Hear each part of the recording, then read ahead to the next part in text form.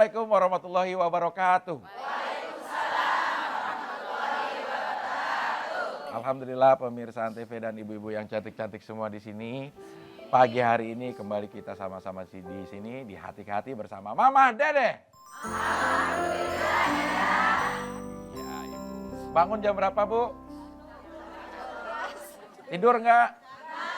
Ya enggak bangun itu, Bu ya. Enggak tidur tapi bangun. Ya alhamdulillah semuanya tapi kelihatan segar-segar. Fresh semuanya. Ya. Sikat gigi udah, Bu? Baju udah pada lunas? Kerudungan juga?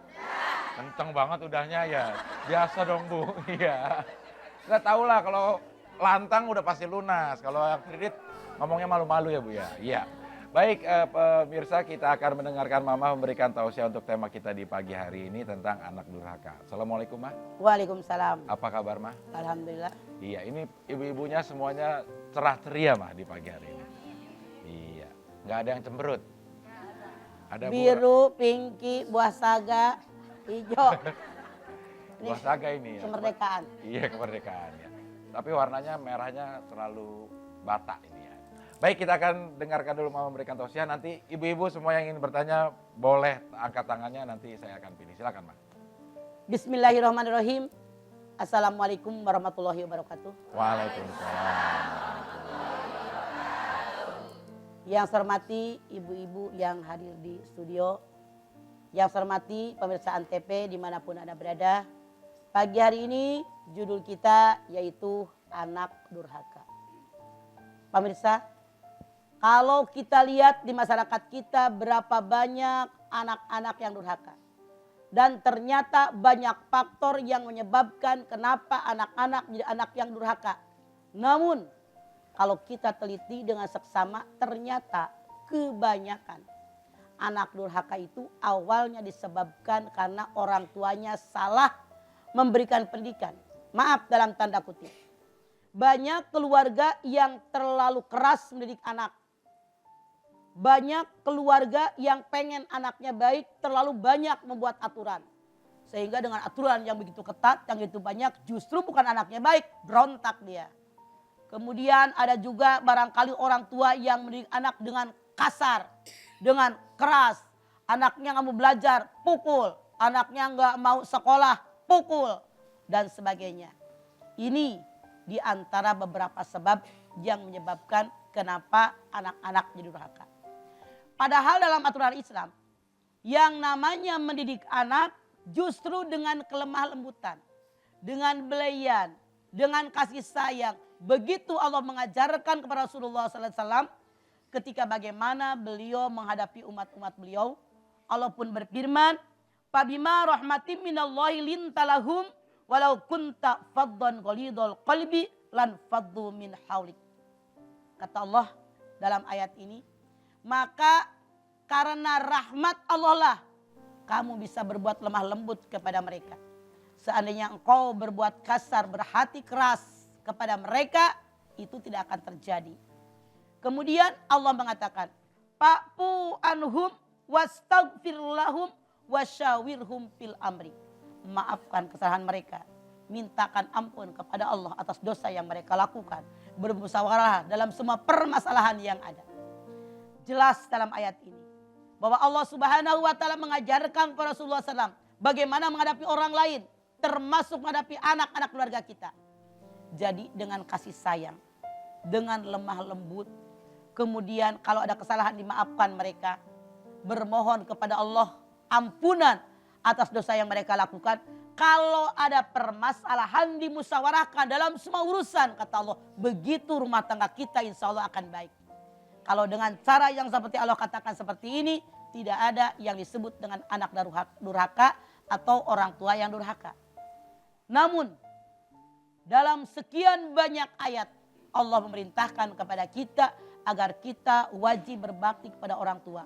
Wa'budullaha wa la tusyriku bihi syai'an wa bil walidayni ihsana. Perintah berbuat baik kepada orang tua nomor 2 setelah ibadah kepada Allah.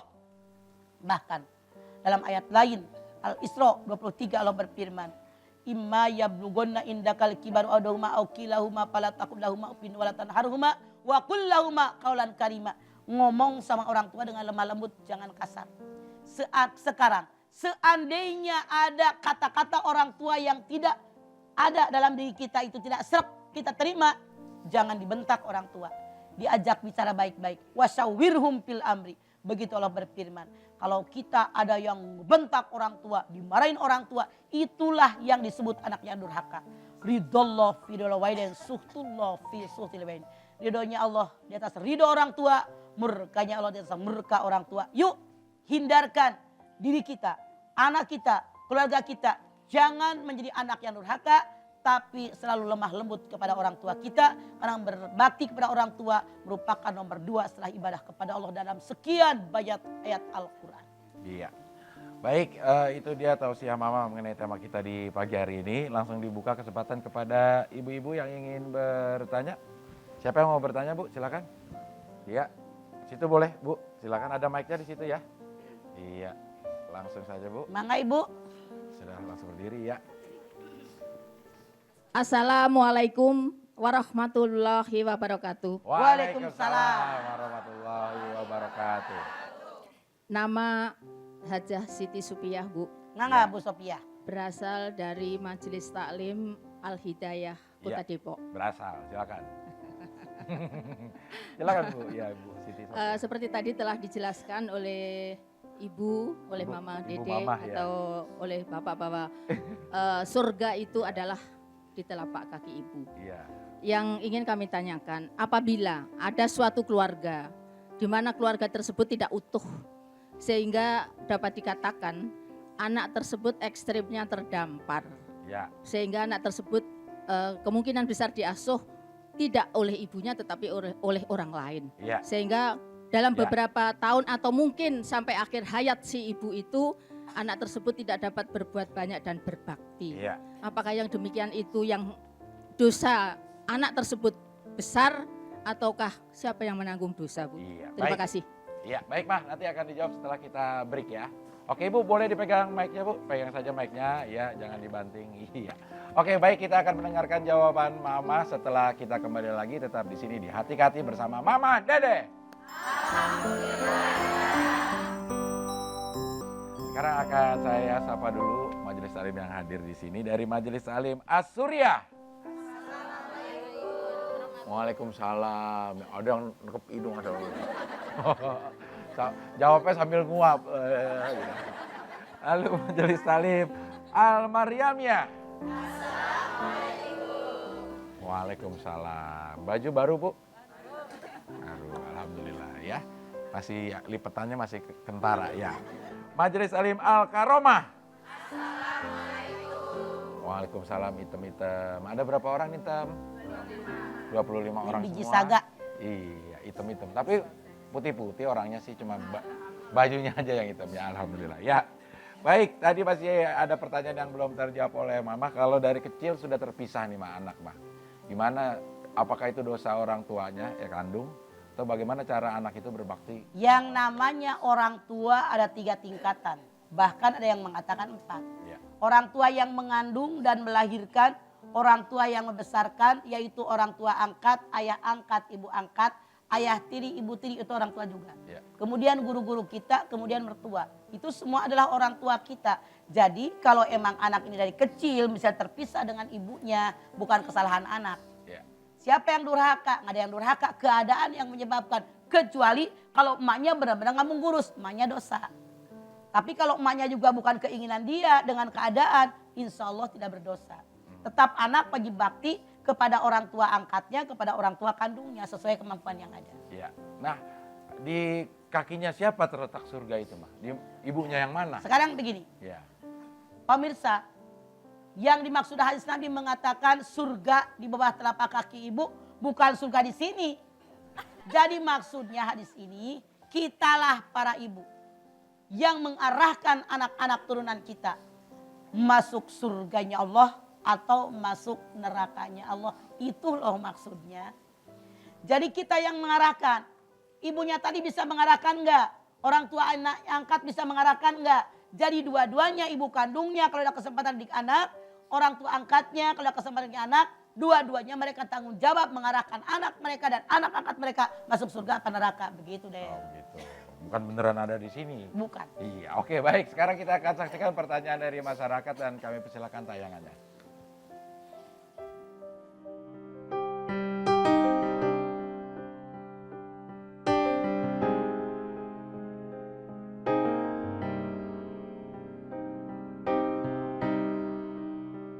Assalamualaikum Mama Dede, saya Rumiati.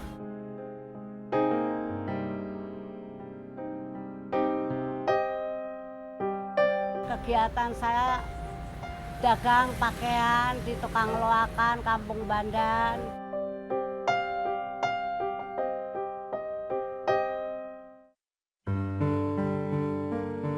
Saya pernah mungut anak saya sama saya nggak inget.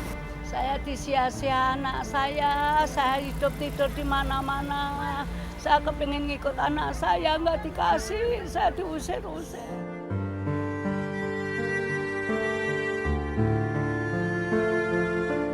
Minta duit juga nggak dikasih, saya numpang-numpang, saya cari makan sebisa-bisa saya. Mama Dede, bagaimana caranya anak saya bisa nurut sama saya, jangan jadi anak durhaka.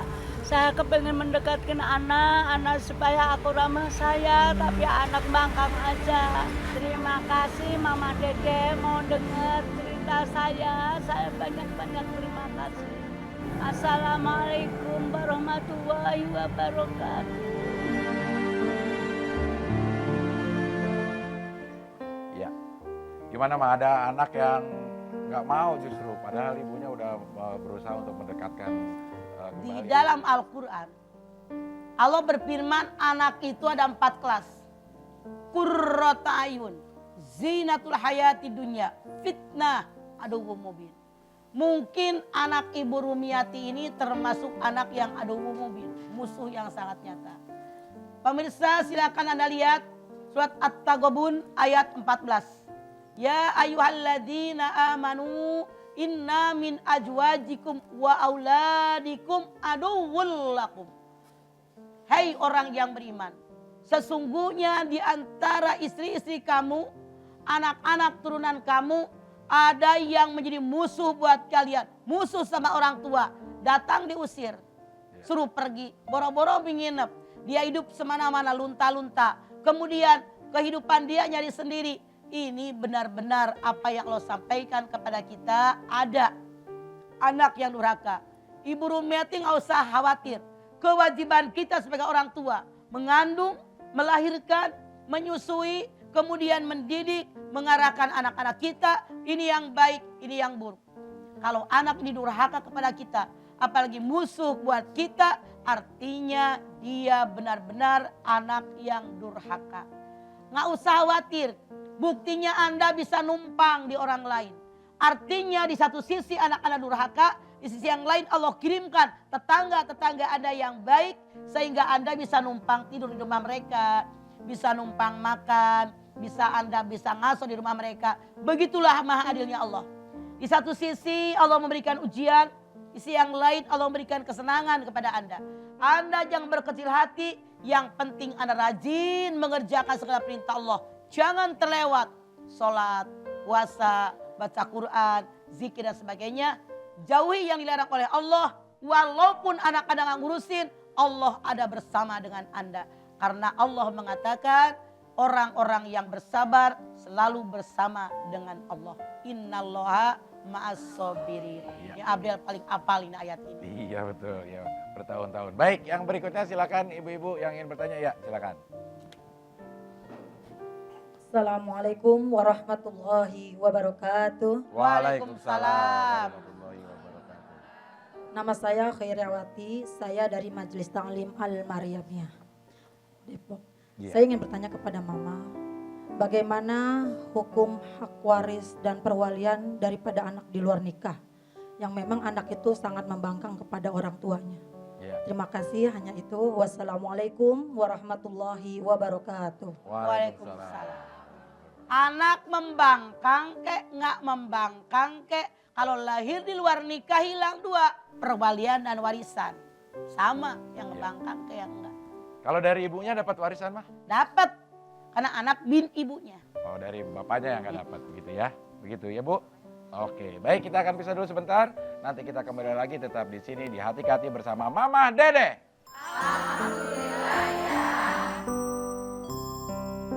Pemirsa, kita lanjutkan lagi Hati ke Hati bersama Mama Dede. Ya, masih ada 2 majelis talim yang belum disapa. Saya akan sapa dulu dari majelis talim At-Taqwa. Assalamualaikum. Waalaikumsalam. Ini At-Taqwa dari mana, Bu?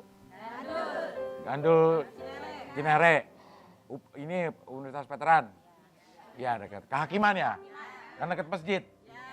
Ya, masjid di mana-mana banyak ya. Majelis Alim Al Hidayah. Ya, ini dari daerah, Bu. Oh, dekat masjid itu juga kan? Iya.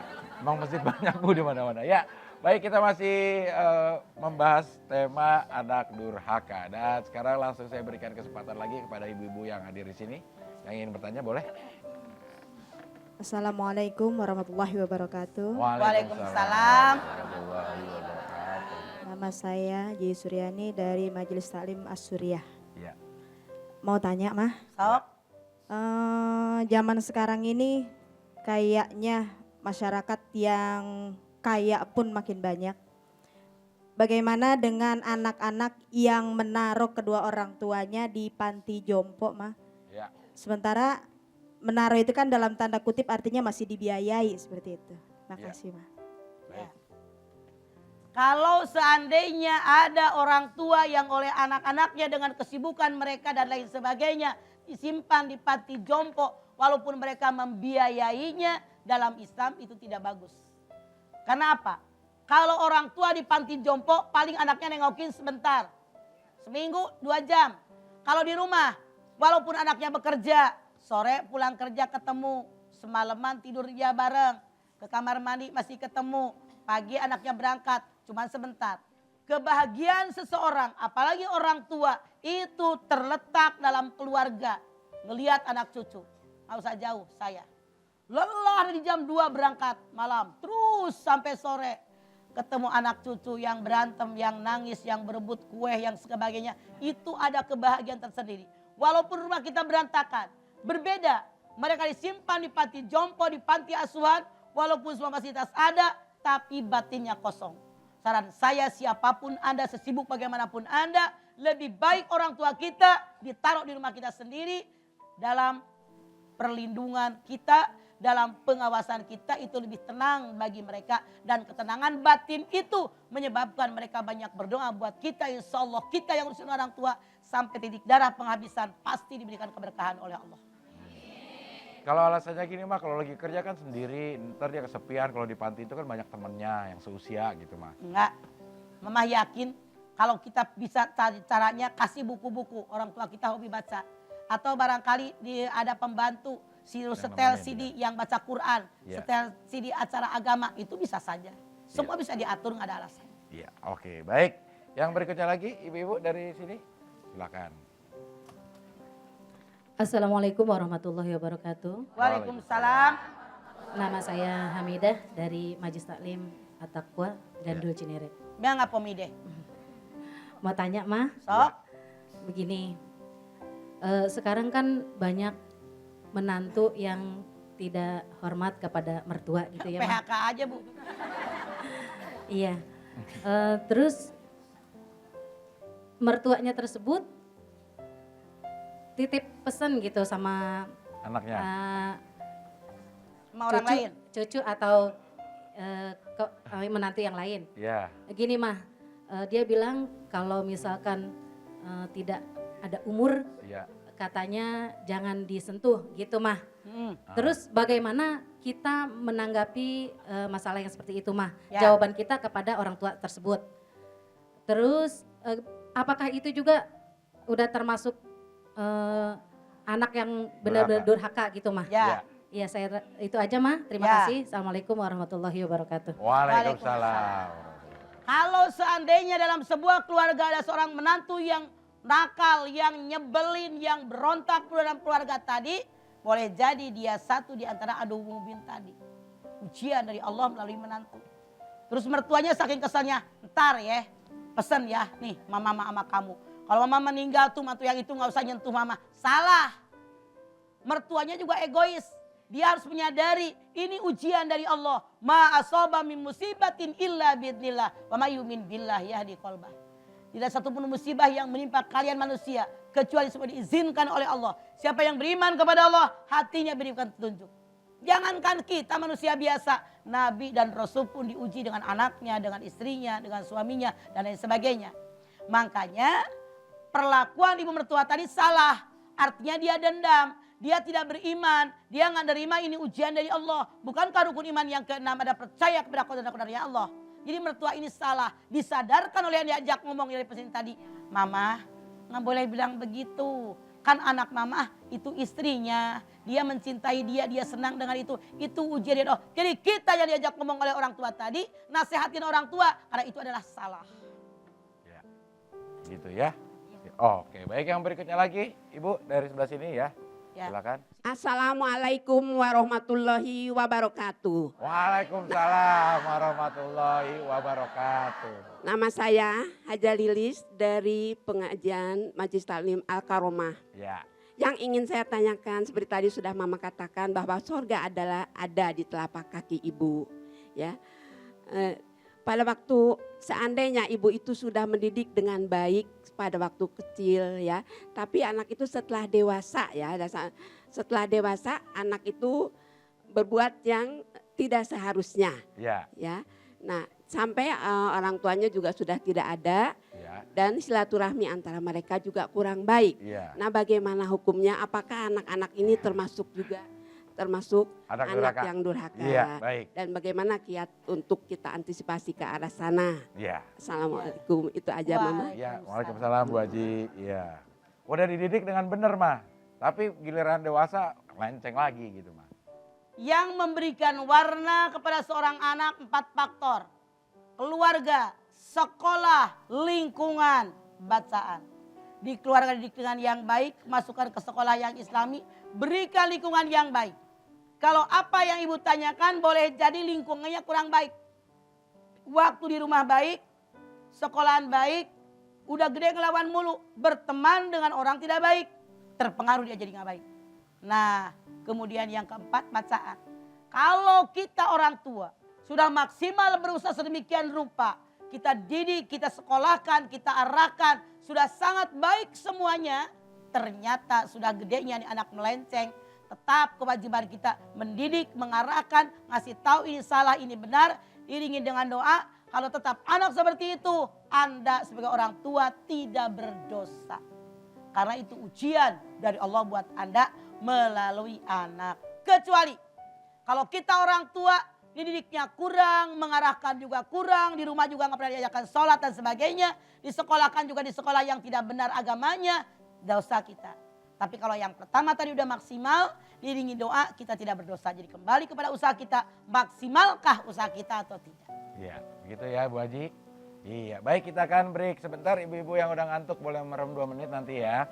Udah ada yang begini-begini semua, saya kira ngerti tapi ngangguknya lama-lama jatuh. Iya, kita akan pisah dulu sebentar, nanti kita kembali lagi tetap di Hati ke Hati bersama Mama Dede.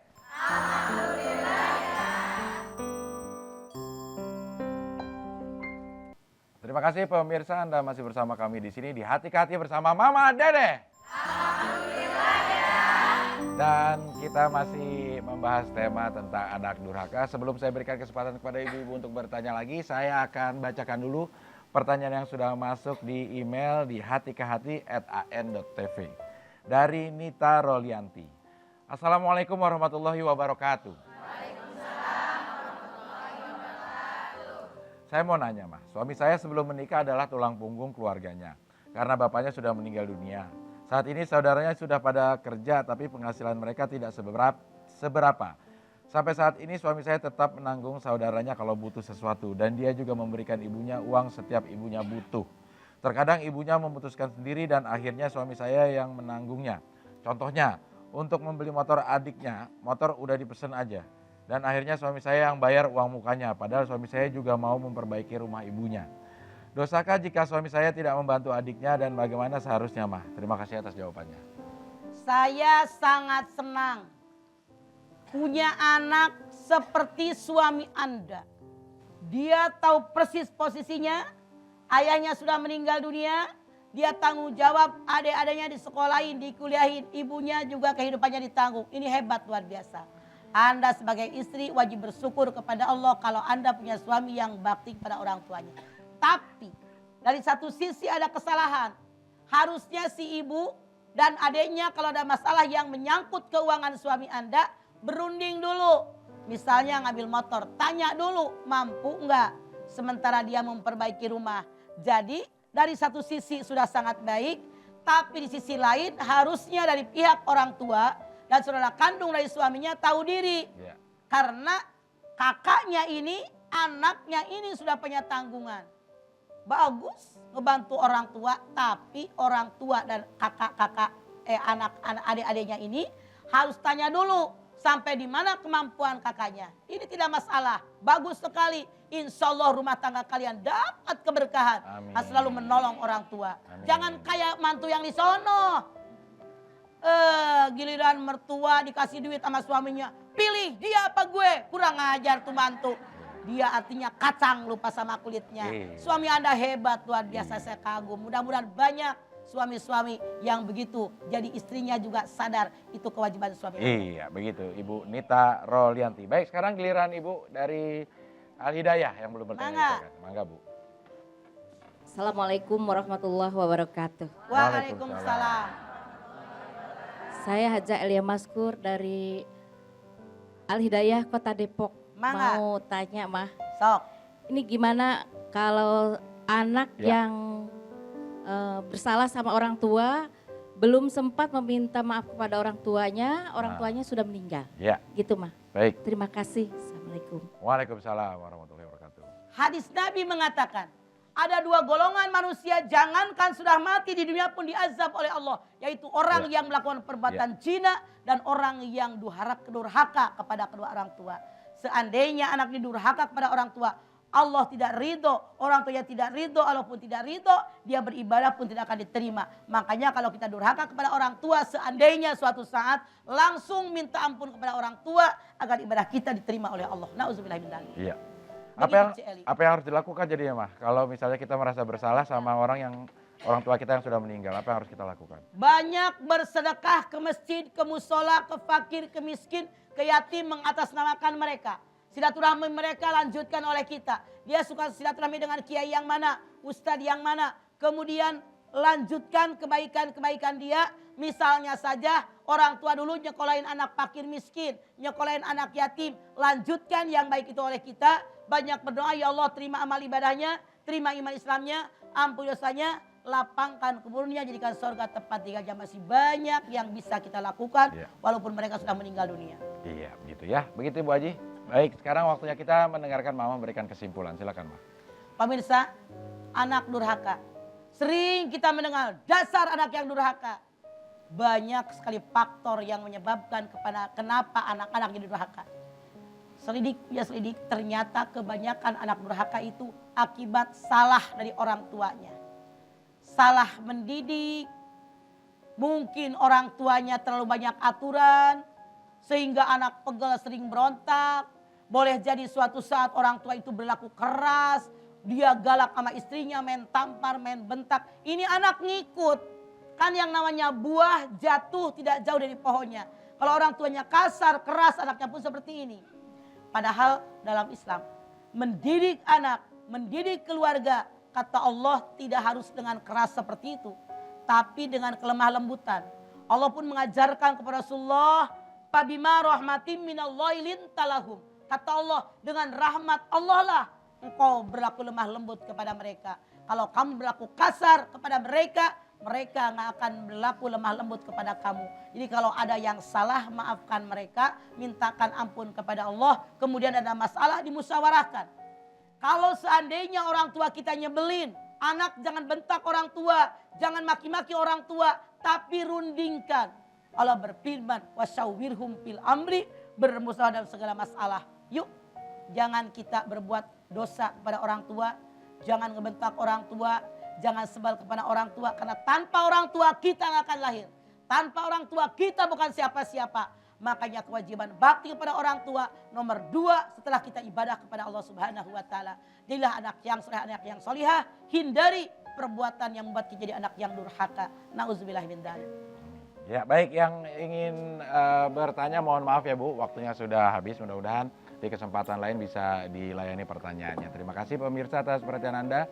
Ibu-ibu yang hadir di sini juga, terima kasih sudah hadir. Mudah-mudahan yang kita bicarakan bermanfaat buat kita semua. Insya Allah besok kita masih bisa ketemu lagi, tentunya tetap di sini di Hati-Hati bersama Mama Dede. Wassalamualaikum warahmatullahi wabarakatuh.